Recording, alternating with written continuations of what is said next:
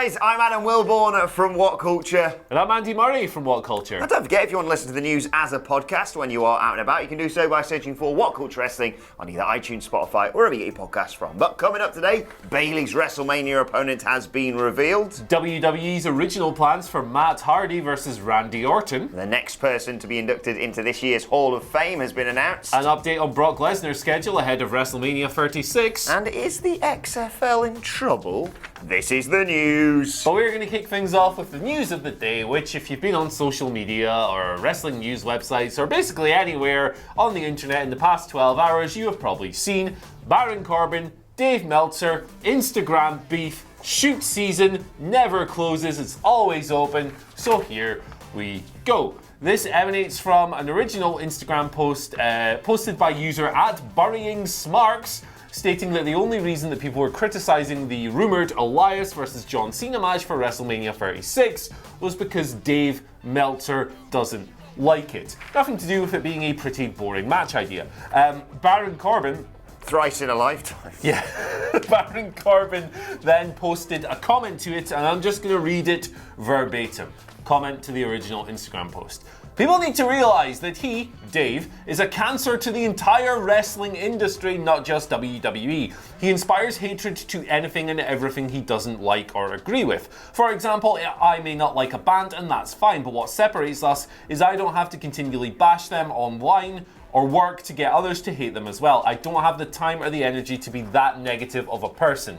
This is, how long ago was the Seth Rollins thing? A couple of months ago? Second high-profile WWE wrestler to shoot on Dave on social media in recent months. Seth, however, at least had a really legitimate reason, right? Meltzer reported a rah-rah meeting held by Seth backstage. Turns out he was fed wrong information.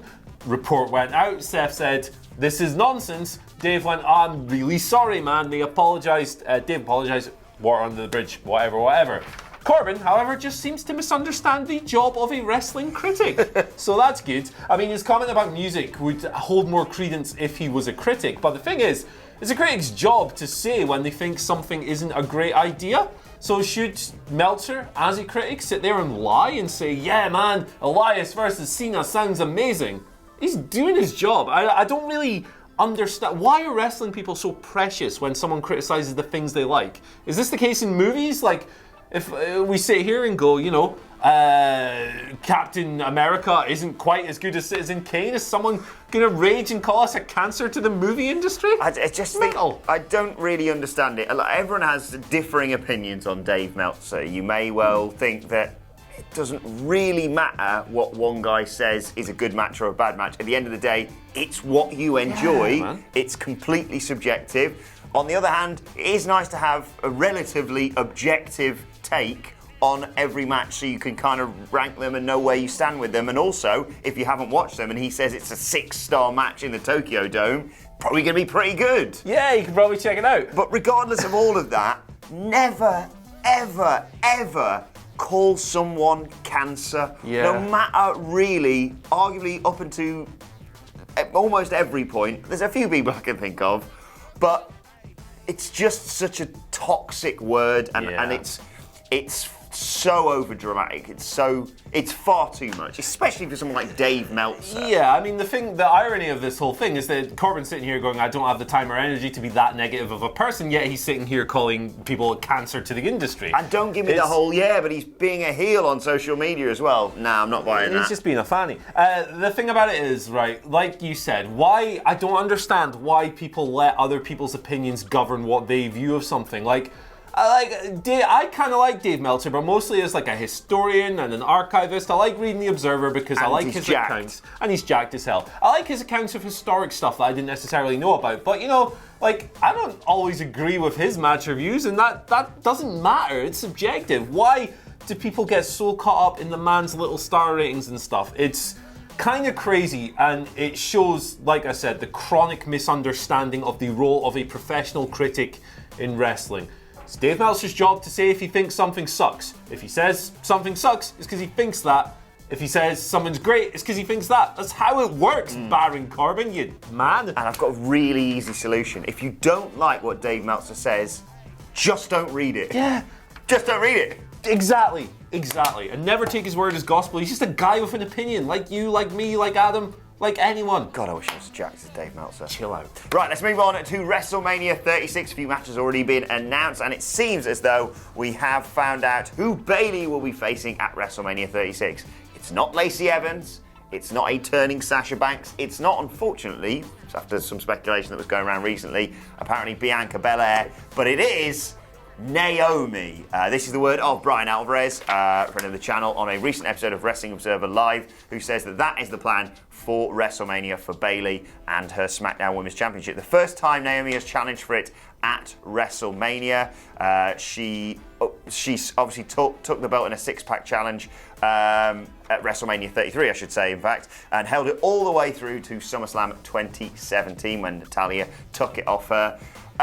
It's disappointing that Bianca Belair isn't the challenger because obviously they have to find a way to get her on the show. She'll probably win the bloody trophy thing that they do. But I think Naomi's a good choice. You saw the reaction that she got at the Royal Rumble. It's kind of weird that she got pinned by Carmella for that title shot recently, but forget about all that. Bayley versus Naomi should be decent at WrestleMania 36. Yeah, it should be fun. Naomi's been cool since she came back. It was a fun little Royal Rumble run. She got a lot of outside media attention, actually, for that run. She looks enthusiastic. She looks happy to be back. She's performing with a verve. I'm interested to see what happens. She was it WrestleMania 33 when she won the belt? Yes, I realised I've completely contradicted myself twice in here. She challenged for it at WrestleMania 33. It's not the first time she challenged for the SmackDown Women's Championship. Yes, WrestleMania 33, she won it because that was the one where we wanted to hold it, then she had a bit of an injury, but then she got that nice, huge pop when she eventually won it. It was in her hometown as well, wasn't it? So yeah, I like Naomi a lot, and she's loads of fun to watch. And she's got a hell of momentum behind her, and in terms of a really solid babyface to put up against Bayley, who can hopefully do more stuff than she's been allowed to do as a heel, because I think there's scope there. Just do more than cut her hair and attack the Bayley buddies, because I've said it before about what she should do.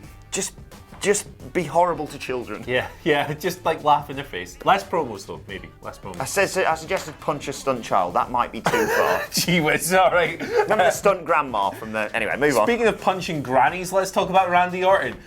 New report here from Fightful. So, Randy Orton, Matt Hardy, that's been the program recently. It's an extension, obviously, of the Edge feud for WrestleMania 36. This week on Raw, Matt Hardy got the absolute bejesus beaten out of him with a steel chair. He was seemingly written off, injured, whatever. He was originally set to face Randy Orton, however, in a no-holds-barred match. But guess what? According to Fightful, Vince changed his mind at the very last minute. The original plan was for the match to go several segments. So presumably it would start, they'd fight backstage or somewhere, something else would happen in the ring, they'd come back to it several times. We've seen stuff like that before in professional wrestling, especially back in the day in WWE. And in the end, Orton would presumably have won.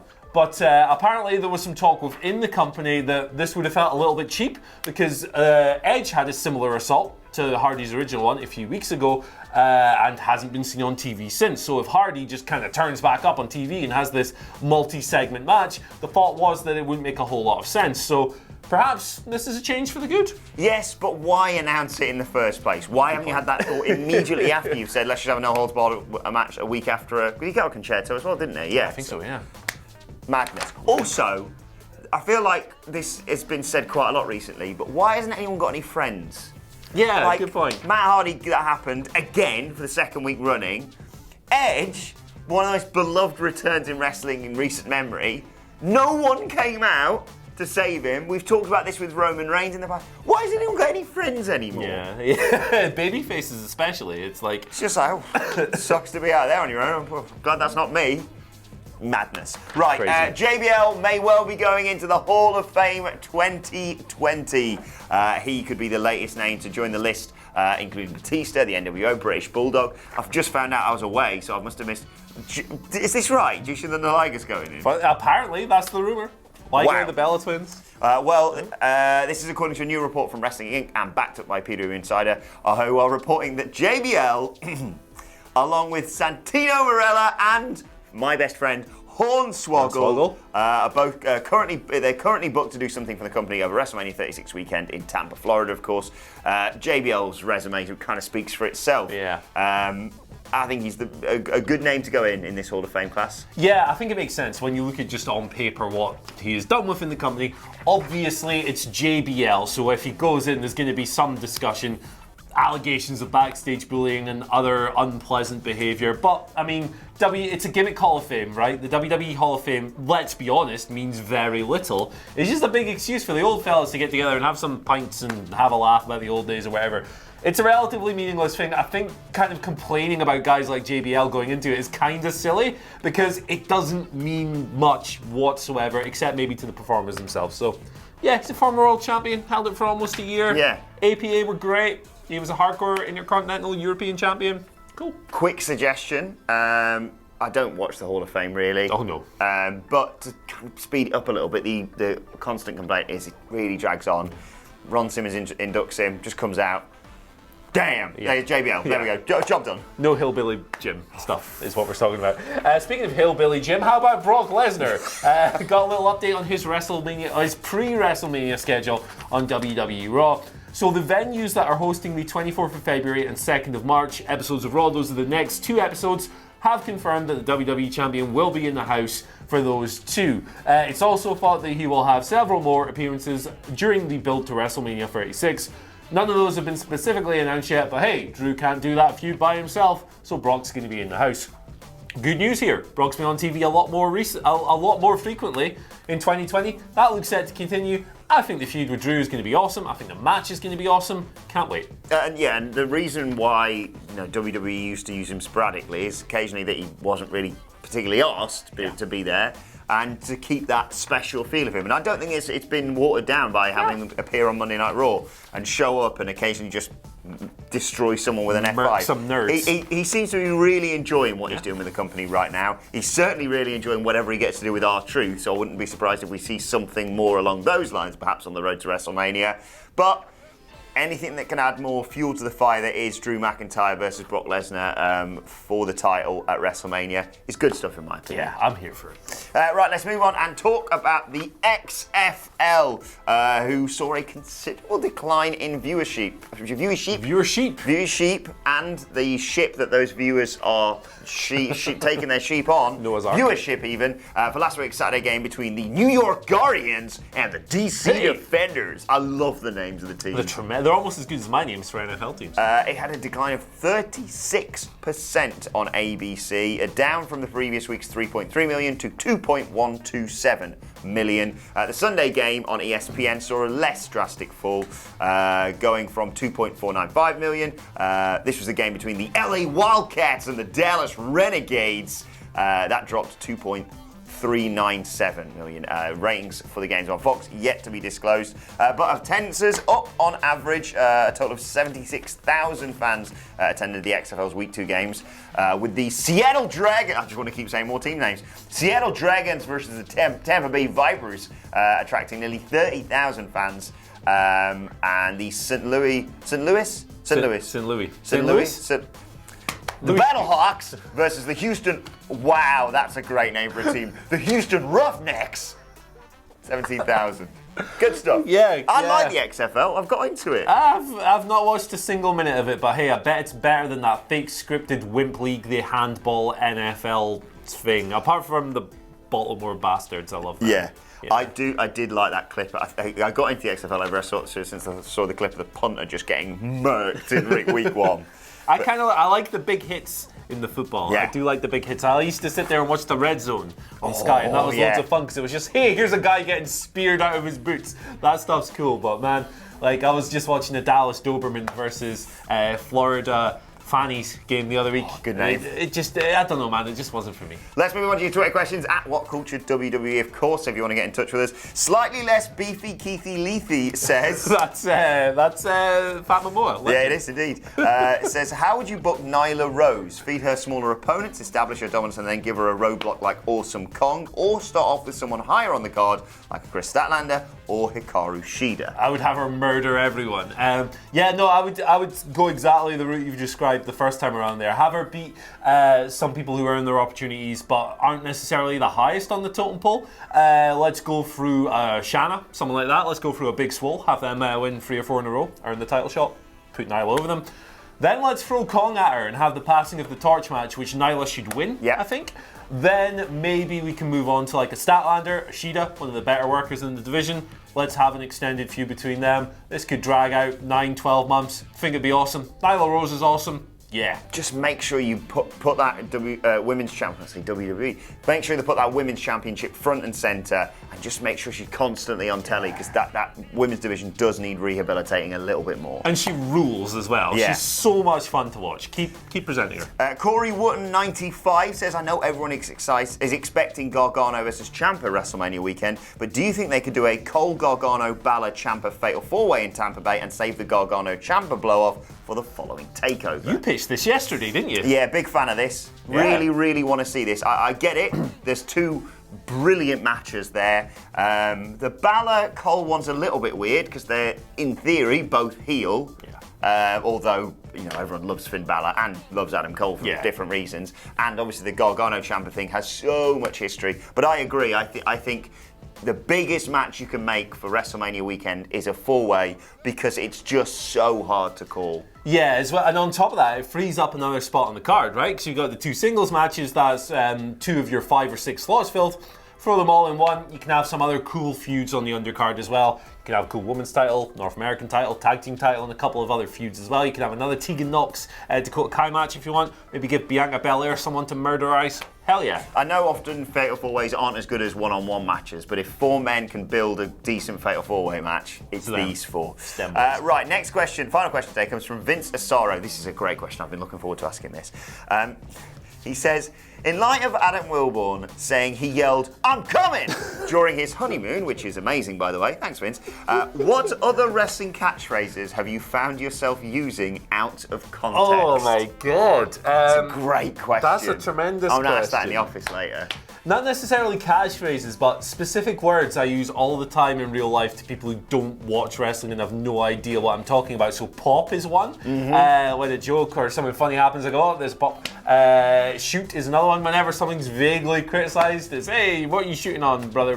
Yeah. Brother is the other one. Say brother all the goddamn time because of big stupid Hulk Hogan and so forth. But I don't know if there's any specific catchphrases. I'm such a massive mark. I say them like all the time, in completely out of context. You know, I'll say catchphrases down the supermarket and just get weird looks. But the most obvious one I should point out, not only did I say it when I was on my honeymoon in Jamaica, which was wonderful, but also just generally, often just turn around and say, well, seems like there's trouble in paradise. Of course. always works. Right, let's move on to today's and finally, and well, let's bring back Wholesome Hump Day. Remember that? We did that for a bit. Just something a little bit to cheer you up. I know it's Wednesday, but don't forget Wednesday is the best day in wrestling because we got AEW and NXT, which I'm so excited about for tonight. And Keith Lee is wonderful. Animals are wonderful. Therefore, Keith Lee plus a dog is just. Oh, it warms my heart, isn't it? Is that Keith Lee's dog, or is it just a dog he's met? Because that looks like exactly the kind of dog I would expect Keith Lee to own. Yeah, 100%. A big, beefy boy. Tremendous. Just so... Love the dogs, man. It warms the cockles of my heart. Should we get the office dog on video sometime? We've got an office dog. It's great. In the post, anyway. Yeah. Well, not in the post, Jesus. Right, let us know your thoughts on that and all of today's news stories in the comment section below. Don't forget to like, share, and subscribe. And subscribe to WhatCulture Wrestling on either iTunes, Spotify, or wherever you get your podcasts from for daily wrestling podcasts. Myself, Michael Sidgwick, and Adam Cleary previewing the Wednesday Night War a little bit later on today. Plus, you can let us know your thoughts on Twitter at WhatCultureWWE and your Twitter questions, of course. And you can follow both of us. You can follow him at Andy H. Murray. The H stands for Hope the Office Dog hasn't died in his envelope again. Poke some holes in it. You can follow me at Adam Wilborn. Follow us all at WhatCulture WWE. My thanks to Andy Murray. Thank you for watching, and we will see you soon. We don't have a dog.